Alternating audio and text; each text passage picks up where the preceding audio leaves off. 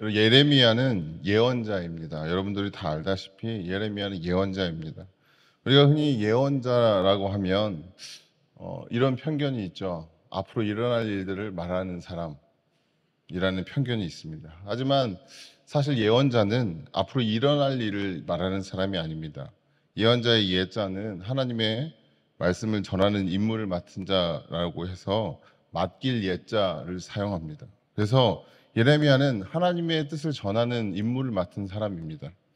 하나님의 말씀을 전하는 사람인데, 하나님의 말씀을 전하는 가장 보편적인 방법은 무엇일까요? 그것은 바로 신탁입니다. 하나님께서 이렇게 말씀하셨습니다. 여러분 앞으로 이렇게 해야 되고 저렇게 해야 합니다. 라고 하는 신탁입니다. 하지만 예레미야에게는 좀 특별한 방법이 있었습니다. 무엇이냐면 예레미야는 상징 행동이라는 것을 통해서 하나님의 말씀을 전했습니다. 상징 행동이 무엇이냐면 쉽게 말해서 실물 교육입니다. 하나님께서 예레미야에게 이렇게 해라 라고 시키십니다. 그리고 예레미야는 하나님의 말씀에 순종해서 그 임무들을 완수하죠. 그리고 나서 하나님께서는 그 임무의 의미에 대해서 다시 말씀해 주시고 그 뜻을 깨닫게 하십니다. 오늘 말씀에서도 하나님은 상징적인 행동을 통해서 그 뜻을 전하십니다. 하나님은 예레미야에게 배띠를 사서 유프라테스 강가에 이제 묻게 하십니다. 그리고 나서 여러 날 후에 다시 가서 그것을 찾아오게 하시죠. 근데 그걸 찾아오려고 가봤더니 그 배띠가 모두 다 썩어버렸다. 쓸모없게 되어버렸다라는 이야기입니다. 이런 행동을 통해서 하나님은 무슨 뜻을 우리에게 말씀하고 계신 것일까요? 또 유다에게 무슨 말씀을 하고 싶으신 것일까? 첫 번째로는 하나님은 유다를 향해서 네 정체성이 뭐냐라고 묻고 계신 것입니다. 너는 도대체 뭐 하는 사람이냐라고 말하는 것입니다. 예레미야는 하나님께서 명령하신 대로 배띠를 사서 허리에 띄었습니다. 여기서 띠는 일반인들이 사용하는 허리띠를 말하는 것을 말하지만 여기서 말씀하고 있는 이 허리띠는 사실 우리가 흔히 생각하는 그런 허리띠와는 다릅니다. 우리가 사는 허리띠는 어디든 뭐 마트에 가든 허리띠를 파는 곳에 가든 잡화점에 가든 살 수 있죠. 하지만 여기서 말하는 허리띠는 특별한 허리띠입니다. 그리고 제사장들이 입는 옷을 에봇이라고 하죠. 그 에봇 위에 허리에 띠는 띠를 이 배띠라고 합니다. 출애굽기 28장 8절에 보면 에봇 위에 띌 허리띠는 에봇을 짤 때와 같은 방법으로 금실과 청색실과 자수색 실과 홍색 실과 가늘게 꼰 모시 실로 짜서 에봇에 한 대 이어 붙여라 라고 말씀하십니다. 또 40절에는 아론의 아들들에게 입힐 속옷을 만들어라. 그들이 뜰 허리띠도 만들고 그들이 쓸 관도 만들어서 그들이 영화롭게 아름답게 보이도록 하여라 라고 말씀하십니다. 하나님께서는 예레미야에게 시장에 가서 허리띠 그냥 아무거나 하나 써서 허리에 띄어라 라고 말씀하신 게 아닙니다. 주문 제작으로 명품 허리띠를 하나 주문 제작하신 것인데 단순히 값만 비싸고 귀한 것이 아니라 정말 영적으로 성스럽게 구별된 물건을 말하는 것입니다. 그렇다면 하나님께서 이 배띠를 왜 사라고 하셨을까요? 한마디로 여기서 말하는 이 배띠는 하나님의 부르심을 받고 제사장 된 나라 유다를 상징하는 것입니다. 유다. 배띠를 띠라고 했죠. 유다는 하나님 곁에 붙어 있어야 하는 나라입니다. 그래서 하나님 곁에 딱 붙어 있어라 라는 뜻입니다. 출애굽기 19장 6절에 너희의 나라는 나를 섬기는 제사장 나라가 되고 너희에는 거룩한 민족이 될 것이다. 너는 이 말을 이스라엘 자손에게 일러주어라 라고 말씀하십니다. 또 베드로전서 2장 9절에는 그러나 여러분은 택하심을 받은 족속이요 왕과 같은 제사장들이요 거룩한 민족이요 하나님의 소유된 백성입니다. 그래서 여러분을 어둠에서 불러내어 자기의 놀라운 빛 가운데로 인도하신 분의 업적을 여러분이 선포하는 것입니다 라고 말씀합니다. 하나님께서 그냥 허리띠가 아니라 이 배띠를 사라고 하신 것은 유다가 하나님에게 어떤 존재인지 나타내기 위함입니다. 얼마나 값지고 소중하고 특별하고 사랑스러운 감격스러운 존재인지 말하고자 하심입니다. 유다, 이 나라는 나에게 이렇게 특별한 나라다라고 말씀하시는 것입니다. 뿐만 아니라 구별되어야 하고 성별되어야 한다라고 말씀하는 것입니다. 하나님은 이렇게 선택된 유다 백성을 허리띠같이 하나님 자신에게 묶어 놓으셨습니다. 오늘 본문 11절에 띠가 사람의 허리에 동여지듯이 내가 이스라엘의 온 백성과 유다의 온 백성을 나에게 단단히 동여 메어서 그들이 내 백성이 되게 하고 내 이름을 빛내게 하고 나를 찬양하게 하고 나에게 영광을 돌릴 수 있게 하였으나 그들은 듣지 않았다. 나주의 말이다. 라고 말씀합니다. 하나님이 허리띠라고 하신 목적이 분명하죠. 그들이 내 백성이 되게 하고 내 이름을 빛내게 하고 나를 찬양하게 하고 영광 돌리게 하는 것. 하나님께서는 이렇게 꼭 붙어 있으라고, 그래서 하나님께 영광 돌리라고 말씀하셨는데, 도대체 이스라엘 백성들은 무슨 배짱으로 하나님이 아닌 다른 것들을 의지하고 그들을 따르게 된 것일까? 유다는 하나님께서 다윗과 한 약속을 기억하고 있었습니다. 그리고 그 약속을 오해함으로써 이렇게 하나님 앞에 범죄하게 되었습니다. 이사야 37장 35절 말씀입니다. 대저 내가 나를 위하여 내 종 다윗을 위하여 이 성을 보호하며 구원하리라 하셨나이다. 이 성은 예루살렘 성전입니다. 그러니까 다윗을 위하여 이 성전을 하나님께서 직접 보호하신다고 말씀하신 것입니다. 그러니까 이스라엘 백성들은, 이 유다 백성들은 이 예루살렘 성전이 절대 무너지지 않을 것이라고 확신했습니다. 이 예루살렘 성전이 견고하게 하나님께서 지켜주고 계시니까 그 안에서 힘 있는 자들, 권력 있는 자들은 그것을 지키려고 노력을 한 것이죠. 하나님 여호와께서 예루살렘 성전이 있으니까 결코 망하지 않으니까. 그러니까 성전 자체가 자신들을 보호해 줄 것이라고 생각한 것입니다. 하나님을 믿는 사람처럼 살지는 않으면서 하나님이 지켜준다고 생각하고 있는 것입니다. 왜 하나님이 예루살렘 성전을 지켜주겠다고 말씀하신지는 잊어버린 것입니다. 오늘 예레미야는 그런 유다를 향해 정신 차리라는 하나님의 말씀을 이렇게 전하고 있는 것입니다. 그런데 이것이 유다에게만 적용되는 말씀입니까? 우리도 그렇지 않습니까? 나도 교회 다니니까, 나도 신앙생활 이렇게 열심히 하니까, 나도 이렇게 교회에서 봉사 많이 하니까 하나님께서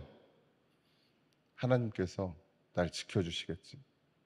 그러나 여러분, 세상 가운데 세상 사람들과 구별되어 사십니까?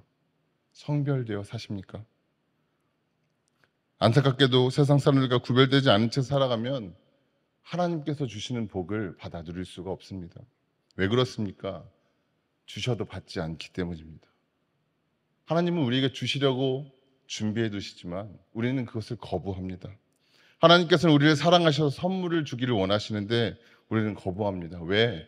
당장 눈앞에 돈이, 당장 눈앞에 권력이 하나님보다 귀하고 하나님보다 더 강력해 보이고 하나님보다 더 힘 있어 보이고 하나님보다 더 값져 보이기 때문입니다. 그래서 하나님의 말씀을 따르지 않습니다. 하나님의 의중보다는 내가 지금 가진 것에, 내가 지금 가지고 싶은 것에, 내가 지금 누리고 싶은 것에 더 관심이 많습니다. 그래서 더 많이 소유하기 위해, 더 좋은 것을 갖기 위해 자기 자신을 소비합니다. 이미 존재 자체로 존귀하게 창조되었는데도 불구하고, 이미 나는 존귀한 자임에도 불구하고 세상에서 존귀하게 인정받기 위해 애를 씁니다. 하나님은 우리를 정성스럽게 구별하여서 세상에 단 하나뿐인 존재로 사랑하고 아끼십니다. 저와 여러분을 그렇게 사랑하고 아끼십니다. 우리가 소유하고 싶어하는 것들보다, 우리가 갖고 싶어하는 것들보다, 우리가 누리고 싶어하는 것들보다 우리 자신이 훨씬 값지고 존귀함에도 그것을 자꾸 잊어버리는 것입니다. 실제로 유다의 기득권들은 이후에 하나님이 아닌 다른 나라들에 매달립니다. 유다의 기득권들은 나라가 망하면 자신이 가진 모든 것을 잃게 되기 때문에 그것을 지키기 위해 여러 가지 선택들을 하죠. 그것을 지키는 것에 자신의 정체성을 지키는 것이라 믿는 것입니다. 가문의 위세가, 내가 가진 재력이, 정통성이 그것을 통해서 지켜질 것이라고 믿는 것입니다. 그래서 유다의 기득권들은요, 이집트에도 붙었다가 바벨론에도 붙었다가 합니다. 왕이 바벨론의 포로로 끌려가기도 하고 이집트의 포로로 끌려가기도 합니다. 심지어는 유다의 왕을 바벨론과 이집트에서 결정하기에 이릅니다. 그러나 더 잘 되기 위해 했던 그들의 선택은 계속해서 유다를 내리막길로 걸어가게 합니다. 하나님은 그런 유다를 향해서 말씀하고 계시는 것입니다. 또 우리를 향해 말씀하고 계신 것입니다. 너희들의 정체성이 결코 정치적인 힘에서, 재력에서, 전통에서 나오는 것이 아니다. 너희들의 정체성은 그런 것에서 나오는 것이 아니다. 그것들도 결국 내 피조물이다. 너희들의 정체성은 나에게서 나온다. 내가 너희를 사랑하는 것 때문에 나온다라고 말씀하시는 것입니다. 네가 돈이 없어도, 힘이 없어도, 능력이 없어도, 재능이 없어도 그것과는 아무 상관없이 내가 너를 사랑해서 내가 항상 너와 함께 하려고 허리띠같이 가까이 묶어놓고 싶은 존재가 바로 너다라고 말씀하시는 것입니다. 성경을 보면요, 주님은 에녹이랑 300년을 동행하십니다. 그리고 야곱에게는 내가 어디를 가든지 너와 함께 하겠다고 말씀하십니다. 요한복음에서는 나는 포도나무에 너희는 가지이다. 사람이 내 안에 머물러 있고 내가 그 안에 머물러 있으면 그는 많은 열매를 맺는다. 너희는 나를 떠나서는 아무것도 할 수 없다라고 말씀하십니다. 그리고 주님께서 마지막으로 기도하실 때 어떻게 기도하십니까? 요한복음 17장 11절에서 거룩하신 하나님, 아버지께서 내게 주신 아버지의 이름으로 그들을 지켜주셔서 우리가 하나인 것 같이 그들도 하나가 되게 하여 주십시오 라고 기도하십니다. 여러분, 우리가 그런 존재입니다. 우리가 하나님께 그런 존재입니다. 하나님 앞에 서 있는 우리는 태초부터, 시작부터 구별된 존재입니다. 하나님께, 우리의 창조주께 사랑받기로 언약된 존재가 바로 저와 여러분임을 기억하시기 바랍니다. 이것이 우리의 정체성입니다. 오늘 본문이 말씀하고 있는 것처럼 하나님의 사랑받는 존재라는 것을 믿으시고 하나님께서 늘 세상을 이기시는 것을 믿으시기 바랍니다. 그래서 우리가 우리의 정체성을 잊지 않고 하나님의 자녀로서 세상을 살아갈 때 여러분, 하나님께서 주시는 그 승리를 만끽하시기를 간절히 소망합니다. 하나님께서 유다 백성들에게 하시고자 하는 두 번째 말씀은 너희들이 지금 어디에 서 있니? 라고 말씀하시는 것입니다. 너희들이 지금 서 있는 곳이 어디냐라고 말씀하십니다. 예레미야는 하나님의 말씀을 따라 유프라테스 강가에 가서 뱃띠를 바위 틈에 감추었습니다. 사실 4절에 내가 가서 허리에 띈 그 띠를 들고 일어나 유프라테스 강가로 가서 그곳에 바위 틈에 그 띠를 숨겨두어라 라는 말씀을 자세히 보면요, 이 4절 말씀을 자세히 보면 다른 본문들과는 문체가 조금 다릅니다. 어떻게 다르냐면 내가 사서 들고 일어나 가서 숨겨두어라. 명령어가 4개나 나옵니다. 한 절에 명령어가 4개나 나옵니다. 하나님은 예레미야에게 굉장히 강력한 어조로 말씀하고 있는 것입니다. 왜 이 부분을 강력한 어조로 말씀하시냐면 반대로 생각해 보면 이 말씀을 듣고 순종하기에 조금 망설여지는 부분이 있기 때문입니다. 무엇이냐면 예레미야가 있는 예루살렘과 유프라테스 강가에 있는 그쪽으로 가려면 지금 현재 나와 있는 도로로 1000km 정도 됩니다. 차로 가면 11시간 정도 걸린다고 합니다. 당시에 산이나 강을 돌아가야 되고 또 차가 어디 있습니까? 기껏해야 말이나 낙타를 타고 갈 텐데요. 엄청나게 험난했겠죠. 하나님께서 지금 말씀하신다고 해도 망설일 만한 거리인데 당시에 이 예레미야는 얼마나 번거로운 일이겠고 또 의미 없는 것 같은 일일까요? 거룩한 허리띠, 뱃띠는 제사장의 허리에 있어야 되고 유다 예루살렘 성전이 있는 성도와 성지에 있어야 함이 당연한 것이기 때문에 이것을 유다 백성들에게 말씀하고자 하시는 것입니다. 마땅히 있어야 할 곳에 있어야 한다. 너희들의 삶의 위치가 한참이나 잘못되어 있다라는 것을 말씀하고 계신 것입니다. 예루살렘 성전과 멀리 떨어진 곳에 놓였습니다. 게다가 뱃띠가 썩기 좋은 아주 좋은 환경에 놓였습니다. 유브라데스 강가에 놓였습니다. 정확하게는 바위 틈에 감추어졌습니다. 뱃띠가 유다라고 보았을 때 하나님은 명확하게 하나님의 뜻을 보이고 계십니다. 유다가 하나님과 멀리 떨어져 있다라는 것. 그래서 썩어져 버릴 위험에 처했다는 것입니다. 그리고 그 상황이 바위 틈이라고 이야기합니다. 바위 사이에 한쪽 바위는 이집트이고 한쪽 바위는 바벨론입니다. 강대국들 사이에서 이리 갈까 저리 갈까 갈팡질팡 하다가는 금세 썩어져 버릴 것이다 라고 말씀하고 계신 것입니다. 뱃띠가 있어야 할 곳은 제사장의 허리춤입니다. 예루살렘입니다. 이스라엘 백성들, 유다 백성들, 그리스도인들이 있어야 할 곳은 하나님 곁입니다. 그런데 그곳을 떠났습니다. 제사장의 허리춤이 아닌 하나님의 옆자리가 아닌 다른 곳으로 세상의 권력 앞에, 세상의 힘 앞에 갔습니다. 여러 날 후에 하나님께서 그 뱃띠를 다시 찾아오라고 하셔서 찾으러 갔는데 이미 쓸모없게 되었습니다. 거룩한 백성이 있어야 할 자리는 거룩한 땅입니다. 탕자가 있어야 할 자리는 아버지 곁입니다. 거룩한 백성인 유다 백성은 거룩한 성전과 약속의 땅에 있어야 합니다. 우리는 하나님 옆에 있어야 합니다. 우리의 발걸음은 항상 주님께 향해야 하고 그리스도인들은 우리의 시선은 언제나 주님을 향해야 함을 기억하시기 바랍니다. 세상 가운데 있으면 썩어버립니다. 땅 가운데 흡수되는 것입니다. 썩는다는 것이 무엇입니까? 그 땅과 동화되는 것이죠. 그냥 세상의 일부가 되어버리는 것입니다. 아모스 8장 2절의 말씀에 보면 인간의 마음은 부패하기 쉬운 여름 과일과 같다고 이야기합니다. 썩어버리기 쉬운 여름 과일과 같다. 그리고 예레미야 17장 9절에는 만물보다 더 거짓되고 아주 썩은 것은 사람의 마음이니 누가 그 속을 알 수 있습니까? 라고 말씀합니다. 사람은 생활이 걸려있고 또 재물이 걸려있는 일에 쉽게 신앙을 저버립니다. 외면합니다. 잠깐은 괜찮겠지. 이 정도는 괜찮겠지. 이 정도는 하나님도 이해하시겠지. 남들도 다 하는데 뭐 이게 뭐 큰일이라고 하면서 자기의 합리화를 하고 하나님을 외면합니다. 근데요, 사람의 마음은 썩어버리기 쉬운 여름 과일과 같습니다. 우리는 아주 잠깐이라고 생각하지만 그 잠깐에 초파리 날리고 썩어버립니다. 냄새납니다. 고약해집니다. 그래서 하나님께서 아담에게 아담아 내가 어디 있느냐? 라고 그 자리를 물으시는 것입니다.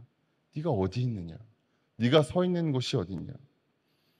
우리는 지금 어디에 있습니까? 하나님께서 물으시면 여러분 무엇이라고 대답하시겠습니까? 하나님께서 아담에게 물었을 때 아담은 부끄러움을 알게 되었습니다. 왜 부끄러웠을까요? 왜 숨게 되었을까요? 하나님과 자신의 거리를 느낀 것입니다. 하나님이 계신 곳과 내가 지금 서 있는 이곳이 너무 멀게 느껴졌던 것입니다. 그래서 부끄러워진 것입니다. 아담에게는 유일한 백이 하나님 아니었습니까? 그런데 그 하나님이 멀어진 것입니다. 아담은 주님께서 부르시니까 자기가 하나님과 멀리 떨어졌다는 것을 깨달았습니다. 하나님께서 유다에게 내가 어디 있느냐라고 물으셨을 때 유다는 어떻습니까? 유다에게는 하나님께서 예레미야를 통해서 말씀하셨습니다. 그러나 유다는 외면하였습니다. 듣지 않았습니다. 오히려 그 말씀을 전한 예레미야를 박해했습니다. 유다는 썩을 위치에 있지만 세상 가운데 패배할 위치에 있지만 하나님의 말씀을 외면하였습니다. 이제 하나님께서 저와 여러분을 향해서 물으십니다. 어디 있느냐? 너희는 어디 있느냐? 항상 하나님 곁에 머무시는 저와 여러분들이 되시기를 소망합니다. 시편 1편 1절에 복 있는 사람은 악인의 꾀를 따르지 아니하며 죄인의 길에 서지 아니하며 오만한 자리에 앉지 아니하며라고 기록되어 있습니다. 복 있는 사람은 하나님을 떠나지 않는 사람입니다. 하나님 곁에서 하나님께서 주시는 모든 복을 마음껏 받아 누리시는 저와 여러분들이 다 되시기를 간절히 소망합니다. 세 번째로 하나님께서 유다에게 말씀하시는 것은 하나님을 떠나면 안 된다라는 것입니다. 너무 뻔한 이야기죠. 뱃띠가 예레미야 선지자의 허리에 있음 같이 유다의 성도는 하나님의 몸에 붙어 있어 하나님께 연합한 자로 있어야 합니다. 그것이 하나님의 뜻입니다.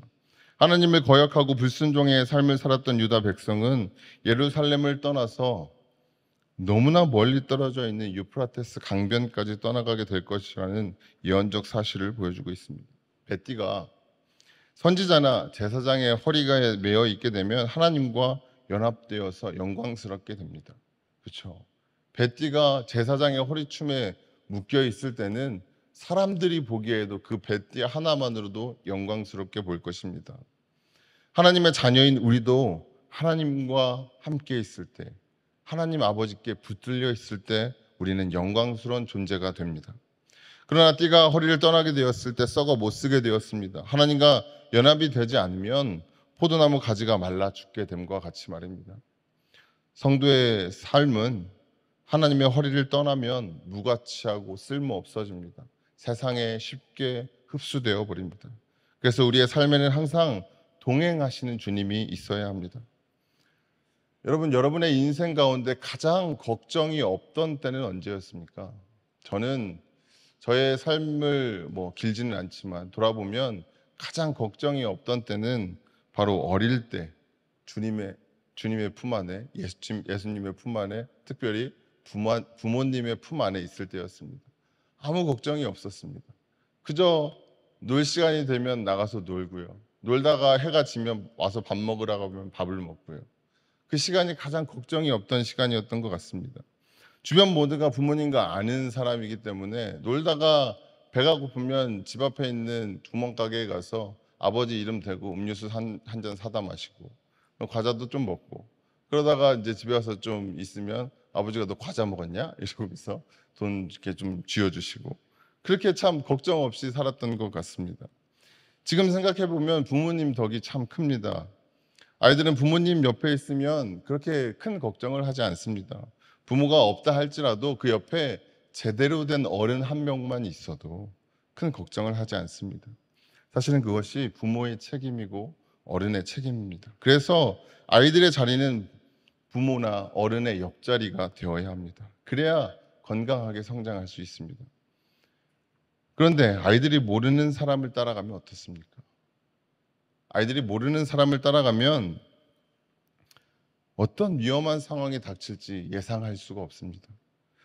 그래서 동행하는 하나님 대신에 눈앞에 크고 강대한 바벨론이나 이집트를 선택한 유다는 망할 위기에 있는 것입니다. 그래서 주님은 걱정스럽게 유다를 쳐다보며 예레미야에게 제발 가서 유다에게 정신 차리라고 말 좀 해라 라고 말씀하고 계시는 것입니다. 우리도 마찬가지입니다. 주님을 떠나서는 세상의 성공을 맛볼 수 있을지는 모르겠습니다. 그러나 하나님의 나라를 누릴 수 없습니다. 필연적으로 실패하게 되어 있고 필연적으로 불행하게 되어 있습니다. 왜? 우리는 주님의 자녀이기 때문입니다. 그런 길로 가려고 하는 우리를 바라보시는 하나님의 마음은 어떨까요? 주님은 그런 우리를 두고 볼 수가 없습니다. 너무 마음 아프고 속이 상해서 답답해서 그냥 지켜볼 수만은 없습니다. 그래서 우리와 친히 똑같은 모습으로 이 땅에 오셨습니다. 그리고 우리를 만나주셨습니다. 그리고 끊임없이 귀 있는 자는 들으라 라고 말씀하시며 소외된 자, 상처된 자, 고통받는 자들을 향해서 먼저 다가가셨고 손을 내미셨습니다. 함께 하신 것입니다. 예수님의 제자들을 보십시오. 예수님 옆에 있을 때 누구보다 강력했습니다. 그들은 누구보다 능력이 있었습니다. 누구보다 자신감이 있었습니다. 왜? 예수님께 끊임없이 영향을 받고 있었고 예수님께 늘 달라붙어 있었기 때문입니다. 하지만 예수님이 십자가에 달리자 그들은 뿔뿔이 흩어졌습니다. 무기력해졌습니다. 유프라테스 강가의 그 썩어버린 배띠처럼 세상 사람들과 전혀 다를 바 없는 사람들이 되어버렸습니다. 우리는 주님을 떠나서는 세상 가운데 승리할 수 없습니다. 아니, 생존할 수 없습니다. 그래서 십자가 사건 이후에는 우리에게 성령을 보내주셔서 우리가 홀로 되지 않도록 하셨습니다. 여러분, 많은 사람들이 예레미야 때에 주님을 외면했습니다. 예수님께서 친히 오셨을 때에도 주님을 외면하였습니다. 우리를 위해 십자가에 달려 돌아가시고 부활하시고 승천하실 때 우리에게 성령님을 보내주셨습니다. 이쯤 되면 고민해 봐야 합니다. 과연 지금 나는 성령님마저 외면하고 있지는 않은가? 여러 번의 기회를 주시지 않았습니까? 예레미야를 통해 말씀하셨고 수많은 예언자와 선지자들을 통해 말씀하셨고 예수님을 통해서도 말씀하셨고 이제 성령님을 통해서 우리에게 말씀하고 계십니다. 그런데 우리는 외면하고 있지는 않습니까? 가문이나 학벌과 명예나 지위 고하를 불문하고 우리의 삶의 행복을 결정짓는 문제는 오직 선지자의 허리에 붙어 있는 베티와 같이 하나님과 가까이, 하나님과 연합하는 데 있음을 기억하시기 바랍니다. 지금부터 2700년 전에 살았던 예레미야 선지자를 통해서 주시는 그 영원한 진리의 말씀에 귀를 기울이시는 저와 여러분들이 다 되시기를 소망합니다. 그래서 하나님과 동행하는 모든 좋은 교회 성도님들 다 되시기를 간절히 소망합니다. 우리 함께 찬양하겠습니다. 찬양팀 나와주시고요. 아이들이 걷기 시작할 때부터 부모는 바빠집니다. 계속 쫓아다녀야 되기 때문이죠. 잠시만 한눈을 파면 어느 순간 찻길로 가기도 하고 위험한 곳을 향해 달려갑니다. 무엇이 위험한지 무엇이 안전한지 구분하지 못합니다. 그저 호기심이 가는 곳으로, 그저 궁금한 곳으로, 재밌어 보이는 곳으로 달려갑니다. 그래서 우리는 살면서 자주 돌아봐야 합니다. 내가 지금 어디에 있는지, 부모님은 어디 계신지, 하나님은 어디 계신지, 그런데 나는 어디에 있는지, 어디인지 우리의 아버지이신 주님과 나의 거리가 얼마나 떨어져 있는지 끊임없이 확인해야 합니다. 근데 여러분, 다행인 것은, 너무나 다행인 것은 주님은 항상 우리와 함께하길 원하신다는 것입니다. 항상 우리를 쳐다보고 계시고, 우리가 뒤돌아보면 미소 짓고 계시고, 우리가 도움을 청하면 언제나 손을 내밀 준비가 되어 있으신 분이십니다. 여러분도 항상 뒤돌아보며 하나님과 나 자신의 거리를 좁혀가면서 주님이 주시는 은혜와 복을 마음껏 누리시기를 소원합니다. 여러분, 항상 주님을 바라보시길 바랍니다. 내 진정한 영적인 부모가 누구인지, 내가 지금 누구의 말에 순종하고 귀를 기울이고 있는지, 내가 지금 어디를 보고 있는지, 세상의 기준과 세상의 가치를 보고 있는지, 하나님의 말씀을 바라보고 있는지, 주님께서 여러분을 통해 행하실 위대한 일을 누리시기를 간절히 소망합니다.